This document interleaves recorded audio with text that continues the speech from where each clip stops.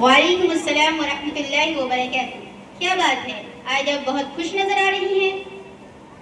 आज 15 अगस्त यानी अपने प्यारे वतन मुल्क हिंदुस्तान की आज़ादी का दिन है और आज मुल्क भर में इस दिन को जश्न यौम आज़ादी के तौर पर मनाया जाता है। बिल्कुल दुरुस्त फरमाया, लेकिन क्या आप बता सकती हैं कि हम हर साल यौम आज़ादी क्यों मनाते हैं?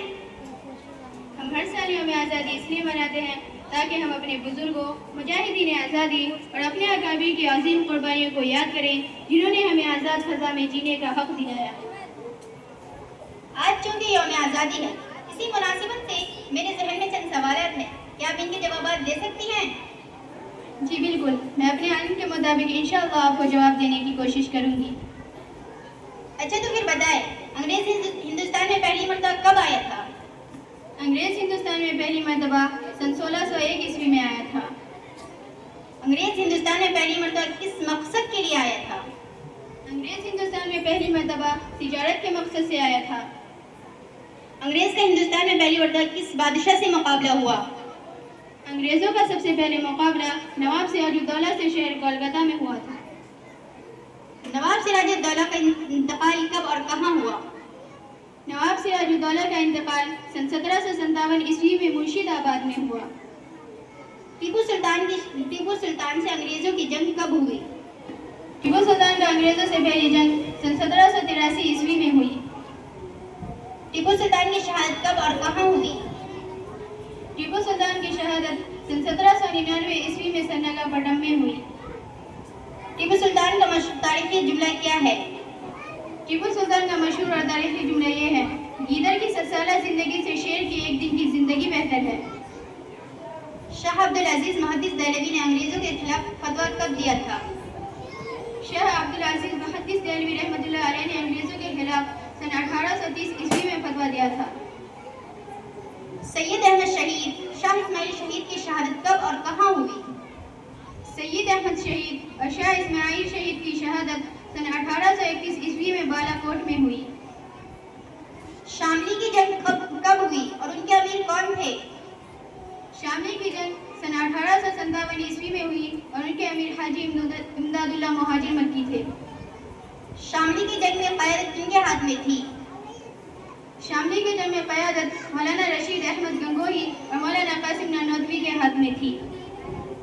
मौलाना कासिम नानोतवी रहमतुल्लाह अलैह वारंट जारी होने के बाद कितने दिन रूपोश रहे? मौलाना कासिम नानोतवी रहमतुल्लाह अलैह वारंट जारी होने के बाद 3 दिन रूपोश रहे। तहरीक रेशमी रुमाल कब शुरू हुई? तहरीक रेशमी रुमाल सन 1913 ईस्वी में शुरू हुई। तहरीक रेशमी रुमाल कब चलाई गई? तहरीक रेशमी रुमाल हज़रत मौलाना शाहुल हिंद ने चलाई थी। 15 अगस्त क्या है? 15 अगस्त यौम आज़ादी हिंद है। हिंदुस्तान कब आज़ाद हुआ? हिंदुस्तान 15 अगस्त 1947 ईस्वी को आज़ाद हुआ। आज़ादी के वक्त हिंदुस्तान के पहले वज़ीर आज़म कौन थे? आज़ादी के वक्त हिंदुस्तान के पहले वज़ीर आज़म पंडित जवाहरलाल नेहरू थे। हिंदुस्तान के पहले सदर कौन थे? हिंदुस्तान के पहले सदर डॉक्टर राजेंद्र प्रसाद थे। यौम आज़ादी पर वज़ीर आज़म परचम कहाँ लहराते हैं? यौम आज़ादी पर वज़ीर आज़म लाल किला पर परचम लहराते हैं। कौमी परचम में कितने रंग हैं? कौमी परचम में 3 रंग हैं। कौमी परचम में कौन सा रंग है? कौमी परचम में ज़ाफ़रानी, सफ़ेद और सब्ज रंग है। सफ़ेद पट्टी के दरमियान क्या है? सफ़ेद पट्टी के दरमियान अशोक चक्र है। अशोक चक्र में कितनी तीलियां हैं? अशोक चक्र में 24 तीलियां हैं। कौमी का परचम किसने डिजाइन किया? कौमी परचम पिंगली वेंकैया ने डिजाइन किया। हिंदुस्तान का कौमी निशान क्या है? हिंदुस्तान का कौमी निशान अशोक स्तंभ है। आज़ादी के जद्दोजहद के मशहूर रहनुमा कौन थे? आज़ादी के जद्दोजहद के मशहूर रहनुमा महात्मा गांधी थे।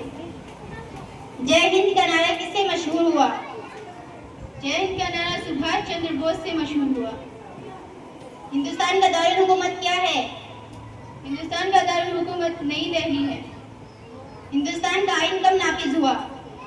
हिंदुस्तान का आइन 26 जनवरी 1950 ईस्वी को नाफिज हुआ। یوم جمہوریہ کب منایا جاتا ہے؟ یوم جمہوریہ 26 جنوری کو منایا جاتا ہے۔ 15 آزادی کا مطلب کیا ہے؟ آزادی کا مطلب غلامی سے نجات ہے۔ آزادی کی حفاظت ہمیں کیسے کرنی چاہیے؟ آزادی کی حفاظت ہمیں اتحاد، امن اور قانون کی پابندی سے کرنی چاہیے۔ 15 اگست ہمیں کیا سبق دیتا ہے؟ 15 اگست ہمیں اتحاد، وطن سے محبت اور قربانی کا سبق دیتا ہے۔ بہن، آپ کو اتنی معلومات کہاں سے حاصل ہوئی؟